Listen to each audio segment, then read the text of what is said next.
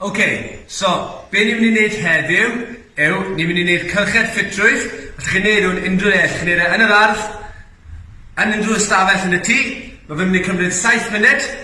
Bydd 7 symudiad wahanol, a ni'n mynd i weithio'r bob symudiad yn 40 eiliad. Ar ôl bennu'r gwaith caled yn 40 eiliad, chi'n mynd i gael 20 eiliad o rest, cyn symud ymlaen i'r symudiad nesaf. Okay, so, symudiad cyntaf ni'n mynd i'r heddi yw y squat. So gyda squat, be ni moyn yw trad, hyd y sgwyddau ar wahân, cadw'r chest lan, ni'n mynd i squato reit lawr, a ni moyn bod parallel neu o dano. Ni'n mynd i pwysio lan trwy the heels, a ni'n mynd i wneud hwn am 40 eiliad. Okay, so ni'n symud ymlaen nawr i symudiad rhif 2.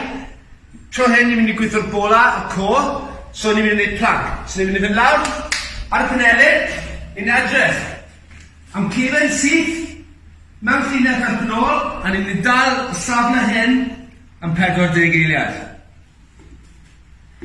Ar ôl ni, unwaith eto, gorffwys 20 eiliad, cyn symud ymlaen i symudiad rhif 3. Okay, symud ymlaen i symudiad rhif 3, ni'n mynd i gweithio'r y coesau unwaith to, sef lunges.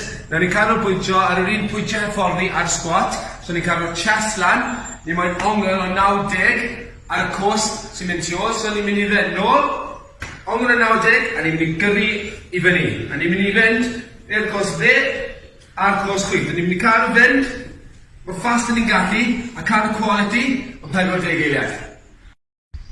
Okay, symud ymlaen nawr i symudiad rhif 4, ni'n mynd i gweithio'r bola unwaith to. So be ni'n mynd i wneud, ni'n mynd i wneud Russian twists ar y llawr. Gyda'r symudiad hyn, mae'n eitha neis i cael rhywbeth i dal yn eich dwylo, ond mae'n wneud y bach yn galetach, so ni'n mynd i fod yn greadigon, a ni'n mynd i defnyddio ffa pob. I'r symudiad hyn, ni'n mynd i eistedd lawr ar y llawr, ni'n mynd i pwyso nôl, so bod y trad yn dod off y ddeiar. Ni'n mynd i dal y tin y ffa pob, a ni'n mynd i twisto i'r chwith a i'r dde. Mae'r pengliniau yn mynd o'r ochr arall, mae'r dwylo yn mynd. Ni'n mynd i cadw fynd unwaith eto, 40 eiliad.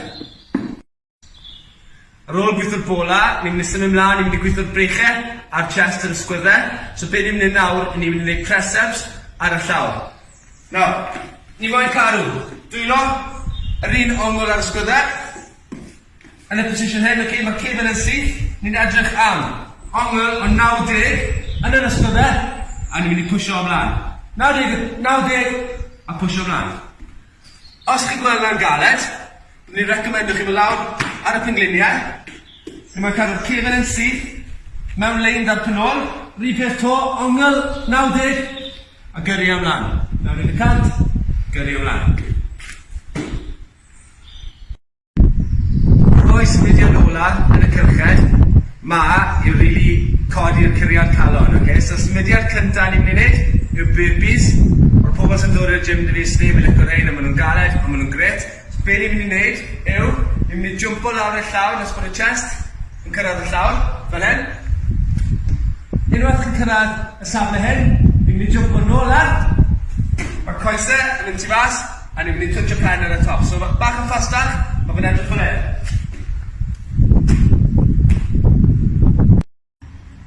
I'r symudiad ola, ni'n mynd i ail ymweld gyda'r squat yn tro hyn, bach yn galetach. Ni'n mynd i ail canolbwyntio ar y pwyntiau hyfforddi, so chest lan, le mae'r trad yn mynd. Ni'n mynd i squat o reit lawr, a ni'n mynd i neidio lan, o'r uchel ni'n gallu, a ni'n mynd i cadw fynd yn 40 eiliad. Mae hwn yn tuff, so triwch gorau i cadw fynd yn gyflym trwy'r holl amser. Unwaith chi wedi bennu'r cylchedyn, ni'n mynd i orffwys am 5 munud, a ni'n mynd i ail-neud unwaith to.